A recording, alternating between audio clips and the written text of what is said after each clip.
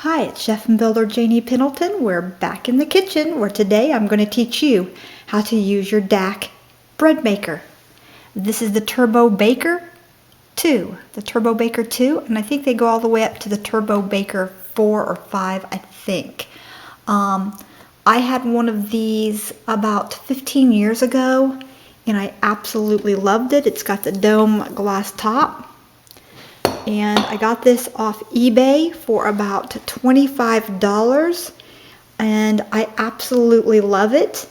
And this just has this piece here inside that is the dough hook, and then this piece right here just turns and slides in. And of course, sometimes this little rubber piece, you got to clean it when you get done baking the bread. So just 3 pieces to clean. This rubber piece here, the bucket, the non-stick bucket is what I like to call it, the non-stick pan, and then of course the paddle. And when I take the bread out, you'll see the paddle is actually baked into the bread in most cases. Matter of fact, every time I've baked bread in this, it is like that.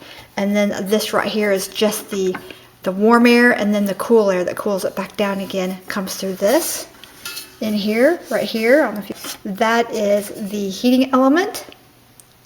And this piece right here just sits forward, and it just gives a turn and latches right on. You'll notice there's like a little bit mark back here. That is just for this to rest on. There's absolutely nothing wrong with this. It's just that this rests there, okay? And mine had a gray strip here. Mine didn't have all this. My original one didn't have all this on here. But I found another one. I don't know why, but I gave my bread machine to my mother, and then she gave it away to a family member, and then I never saw it again. I was supposed to get it back, and I never did. So I absolutely loved it. I've tried other bread machines, and I just ended up for 15 years making my bread by hand because I couldn't find a bread machine that I liked. And I really like this one. If you can find one at Goodwill or on eBay, you should buy it up, as long as it says in the description box that it works. And make sure that they did actually test it. You can see this one is in new condition. I've got it all cleaned up. The plastic still shines. There's like one itsy bitsy dent right here, but other than that, that's it. Now I'm going to show you how this bread machine works in case you have bought a DAC and you just don't know how to use it. And this recipe that we're going to be making today for just plain white bread, I'll probably add honey to mine and make mine a honey white bread, but you can keep it, you can just leave the honey out, and you can just make a simple white bread with it. That is fine. You can even add cinnamon, sugar, and some raisins to this instead of the white sugar. So this is a varied recipe that you can use. And what we can do here is we can make dinner rolls by doing the manual, or like some sort of braided bread or something along that line. Sweet rolls, I use the manual, which means this doesn't bake the bread, it just mixes it, kneads it, and lets it raise one turn. And then I pull it out, and then I roll out my bread and make into whatever. Then it has the sweet bread setting, which is a heavier bread setting, and that adds about another 30 minutes on to the raising time. And I think it adds about 10 minutes onto the baking time as well. Then we have your French bread setting, and that just actually is just delicious. French bread doesn't raise as much, especially the gluten-free versions, as much as a white bread. And then here we have, where you can see the light on right here, we have the white bread setting, and that's what we will be using for our bread today. And most all standard breads are the white bread setting, unless you're going with the manual and you're planning on making it into rolls, okay, or breadsticks or what have you. So pizza doughs, you can do all kinds of things here, but you'd still want to put it on the white bread setting here. All right. Now this can be a little bit noisy, but this is the one thing that I have had in the past that can handle even my gluten-free breads and flours and the heavier flax breads and things. This machine can handle it. Where some of those more expensive Cuisinart machines and stuff, I haven't had them work. So again, I was back to doing everything by hand. And I love to make bread by hand, don't get me wrong. But it is nice sometimes to wake up and have your breakfast bread ready to toast and ready to go. So we have a lot of recipes coming up for this. And this did not come with a manual, so thank goodness I remembered how to use it. Now, some machines call for you to put your liquids in the bowl first, and then make a well, and then put the yeast on that. So that way your yeast isn't activated too quickly. So be sure and read the directions on your bread machine before you proceed, because you might have to layer your ingredients in the opposite, dry first and then wet. Alright, so be sure and read your directions on your machine. And or if you already know how to use your machine, then more power to you. Okay? So thumbs up for those who love the bread machine, and the double thumbs up for all those out there who love the DAC. I used to call it the bullet. I used to call this one the bullet, okay? Now this surface right here, it still has a sticker on there. It was still on there. But this will get pretty hot. So you want to keep kids back. They can watch this, but you know, that's what the dome is for. But this dome gets extremely hot, okay? Now, so what we're going to do here is we've got our time set. Let's talk about bread flour. This flour that I will be using is an enriched, unbleached, and unbromated bread flour, and it just has more nutrients in it. It is it's lighter, it's better for raising breads with, and it really helps with those glutens, to relax those glutens. It has more gluten in it, and it helps to relax the glutens as well for bread machines. And yes, to answer your question ahead of time, I am going to do a few gluten-free recipes in the machine as well for you. This one, however, is not gluten-free.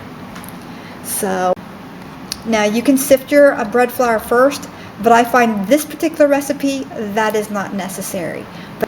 So you will want to use a knife, and you'll want to scrape off the top of your measuring cup and get this pretty accurate, okay?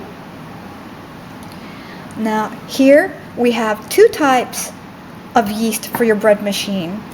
And again, I'm not going to go over this every time I make a recipe. I'm just going to go over it this one time, because I use both. You can use either or. This is the Quick Rise Red Star yeast, and it's good for bread machines. And it's basically a quick rise yeast, just like the bread machine instant yeast. Instant bread machine is, and you can read it here, is rapid rise yeast. So this right here is also a quick rise. Quick rise, rapid rise, same thing. Either one of these work. And I store my yeast in the freezer. And it will last in the freezer like that for about, I'd have it last for about a year or two. And I've not had any problems. So leave a comment below and tell me how you store your yeast for longer term. Well, that would be considered short term, but longer than it normally would just sitting on the shelf. We have regular table salt with iodine in it. You can use sea salt if you like. We have the sugar. We have the vegetable oil. You can use other oils like grapeseed oil, or you know, there's other oils that you can use, canola oils and stuff. But I prefer for this recipe the vegetable oil. And you'll need a thermometer so you can get your water at between 98 and 110 degrees. And we're just going to use just regular tap water with this. And what I like to do is I just get my water warm here in my hot water kettle, and I get it prepared ahead of time. And when I get that almost down to 110 degrees, then I start putting everything in my bread machine. The yeast will not touch this until I actually hit the start button. Starting with liquids first. So we're going to be at 3/4 of a cup of water at between the 98 to 110 degrees. Then we're going to add in our vegetable oil, and that's going to be 1½ tablespoons. Right?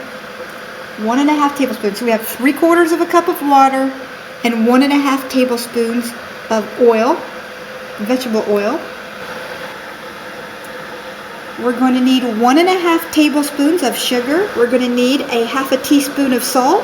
So we're going to be needing 2¼ cups. That's 2¼ cups of this bread flour. And the yeast that we just discussed, the rapid or quick rise yeast, we are going to be using 2½ teaspoons. That's 2½ teaspoons. Okay, here we go. We have the clock set. This is turned on. What we're going to do now is I'll turn this here so you can see it a little better. I have to be able to see it too though. So we're going to open the lid, We've got this all washed out, clean, and it is dry. And this is a non-stick tub. And again, we're going to start with our wet ingredients. Always want to set your water on the counter, and you want to look across the plane here to see your amount. And we're just a little under 3/4 of a cup, so I need to add a little bit more, but let's see if I need to add what I need to add here. We're at 120, so I need to cool that down just a little bit. 1/4 of a cup. Give that a stir since I added some water. And let's see what our temperature is. We're at almost 110. Okay, this will be perfect by the time we're ready to add it. This is cold in here, and this right here is cold, so that's going to cool it down a little bit as well. Okay, so I'm going to go ahead, it's at 110. I'm going to go ahead and add it in here.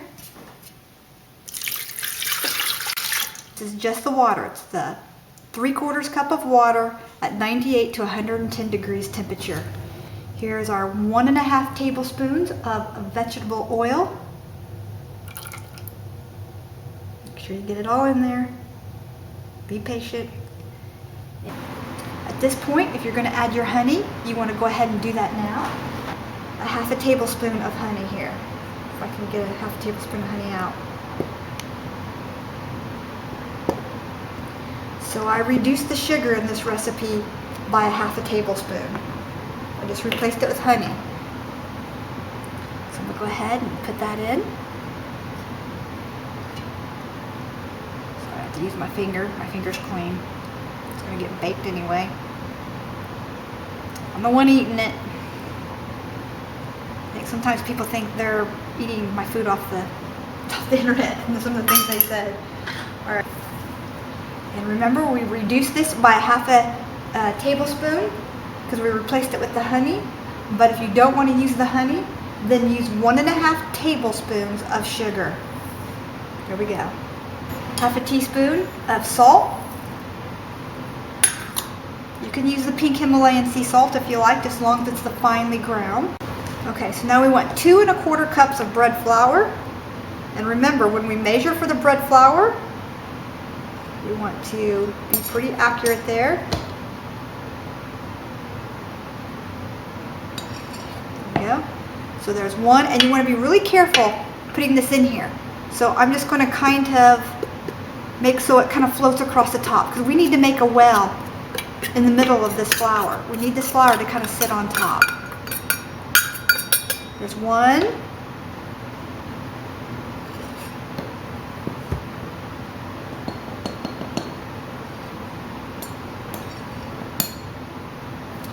There's 2. And again, you can sift this if you want to for a lighter, fluffier bread, but I like my bread to have a little bit of density to it. Getting rid of the hump there in the middle. And then 1/4 cup.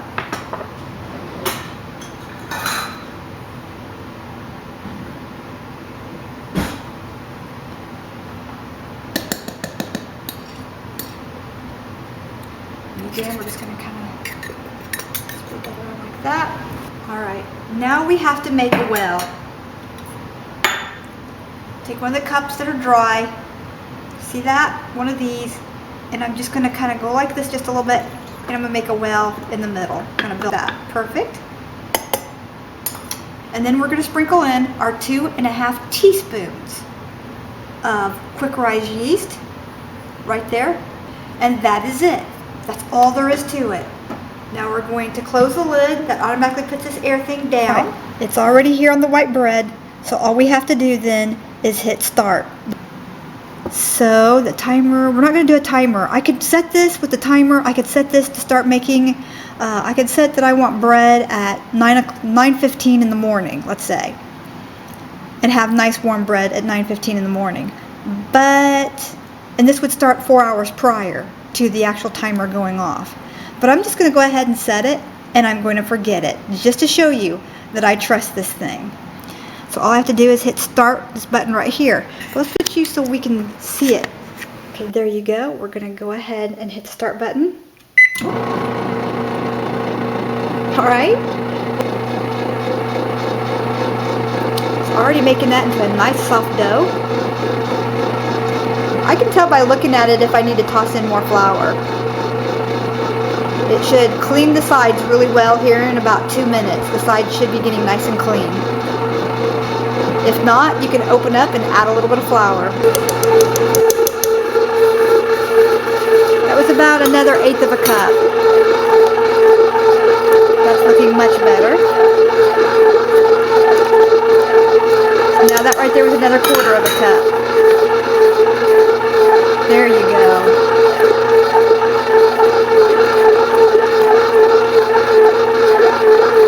We're going to let it do its thing. We're going to put the lid back down. This helps hold in the warm air. Alright, this is 3 minutes later, and you can see it's completely cleaned the bowl, and now it is kneading the bread for its first knead cycle.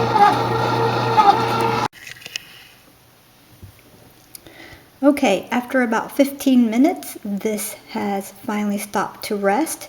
You'll notice that the light is still on kneading, even though it is in its resting stage and it's rising. This is just the first rise. After the first kneading, it will go through another kneading and another rise again. So that's why it still shows kneading and it doesn't jump back and forth to rising back to kneading. But once it's done rising again and kneading again, it will let it rise the last time. Then you'll notice that the light will be here. Then it will go into its baking, and then it will go into its cooling. Okay, about 55 minutes later, and now it's doing its second kneading, and it will do its second raising. And when it does its second raising, this light here will come on. That lets me know that it's time to add anything like raisins or cinnamon or something like that to it, if that's what I want to do. Okay, the glass is nice and warm, and this is raising perfectly inside. See that? This is the second raising, and it's about halfway up the wall. I'm hoping it'll keep raising. It's about 10 degrees below zero outside right now, and so I'm keeping an eye on this through the night. I went ahead and stayed up through the night, and I'm just keeping a cloth. Oops. I'm just keeping a cloth right here on top of this to keep the warmth in, to keep this running. Normally I don't have to do this, and I don't want this to run and heat up with the cloth on it while it's baking. So I'm just decided to stay up and keep an eye on it while it's raising. I think that's here. It's on its final raising. That final light did come on. And you'll hear it clicking around and doing its thing, but it's what it's actually doing. It's actually turning that heat coil off and on. Just enough to keep it warm in here. Just enough to keep it going. Not enough to bake it though. It's got a nice smooth finish on it. It looks really, really good. I'm really happy with that. It really needs it a long time the second time, so. Alright, so we'll come back in here in probably about 15-20 minutes and we'll have another gander. Okay, about 20-25 minutes later, like I said, it's really cold in here, about 62 to 64 degrees. About 64 probably, I'd say. And so like I said, just keeping this cloth on here has helped. But I've had to stay up. It's 5:30 in the morning and I'm still up. And this is just my personal recipe for how I make it.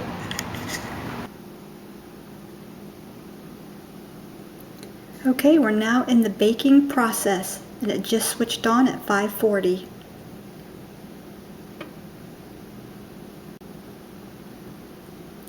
It will bake for about 25 to 30 minutes, and you can see the coil light in there is now staying on continually. My dark and light button here on the side. See, it's got like a little dot there. This means light, and this means dark. And I'm going to go for the little bit lighter. I want to make sure it's done though, so I'm going to go medium. I'll go medium. We'll be back here in about a half hour.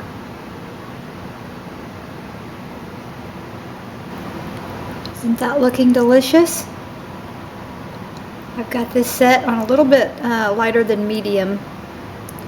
So this should be done baking here in the next few minutes. It's 6:15 and it's still going. I want to show you the coloring on that. Isn't that beautiful? And like I said, it is normal for it to, if you got a good dew on the bread, it will collapse just a little bit during baking. The top will. And that's fine. It's just kind of densing itself up. I'm showing you this side here just a little bit. The coloring on it's perfect. The coloring around the edges here are perfect. I'm really happy with this first loaf on this machine. Like I said, you got to get to know your machine, and you think they're all the same, but they're not. So this is just about done. So we'll see you back here in just a minute. It had just started snowing when I started making the bread, and now look at it. And I'm thinking Lexi's gonna want to go outside, and I'm not gonna want to take her. Okay, the final little beep just went off. It's kind of like a long beep. It just kind of like beep. But anyway, that went off, and trust me, you can hear it from the other end of the house. It's a piercing beep. So that's the only thing I can think of by making bread in the night and having it in the morning is a few of the beeps. And then there's only one other beep, and that's when it's done baking and it goes into cooling. I don't know why it beeps at that moment. Maybe it lets you know that that it's about done. Maybe it's telling you it's about 10-15 minutes from being done. But I want to show you, this is the collar on it. Okay, and this right here was the setting that I chose. You're up, or are you up because I'm up? What do you want? You want some bread? You want some bread? Nice large loaf. It's still very warm. I took it out before it was completely done cooling so I could get the melted butter just to stay on top. And you can see this is like a large hamburger bun. Look how soft that is by putting the butter on there. And we got a little bit more dense texture. It's more like a hamburger bun now, which is what I was going for the bun type sandwich bread. These would make great hot dog buns, so you could go ahead and work these up and put these in a hot dog bun tray. But these would make great hamburger buns. I mean, look at this. Look at the texture on this. Bounces right back. Is your mouth watering yet? I just cut that top off so you could see it. Nice loft to the bread. Here's my hand to give you an idea of the size of the loaf that it made. And again, here's my hand again to give you the size of the loaf that it made. Now I'm going to go ahead and I'm going to get me a little piece. You know I'm going to eat some. You know it. I didn't do all that work. Okay, so it wasn't much work at all when it's in the bread machine. But I wasn't that patient for nothing, okay? Still not quite as dense as what I'd like for regular white bread, but as far as making the hamburger buns, I think I've got it. These are like a honey. We got a little bit of honey in here. Like I said, I added more ingredients. So now I'm just going to give it a taste without adding anything to it. Nice and fluffy bread. Now that tastes like... Have you ever had the Aunt Millie's honey hamburger buns? We love those. That's what we usually get for hamburger buns. And by George, I think I did it. The texture of the crust and everything, look at that. I do believe that I duplicated the Aunt Millie's honey buns, the honey hamburger buns. Just going to dip it in a little bit of butter here. Okay, you guys are going to love this bread. It's absolutely delicious. Lordy, lordy, lordy. That is good. We're going to slice this loaf up, and this loaf goes to my son who's painting his new home. I'm going to go help him do some painting, or at least show up, watch the baby while he does some painting at least. One or the other. And he loves homemade bread, so I told him I'd bring him some. Alright, we love you. This is the review of my bread maker. And I'm very happy with it. Like I said, I owned one before in the 90s, so... Alright, we love you. Go with God. Be sure to hit the thumbs up button. Share this with your friends. Enjoy this recipe. I love you. God loves you. And many, many blessings to you throughout the week. Bye.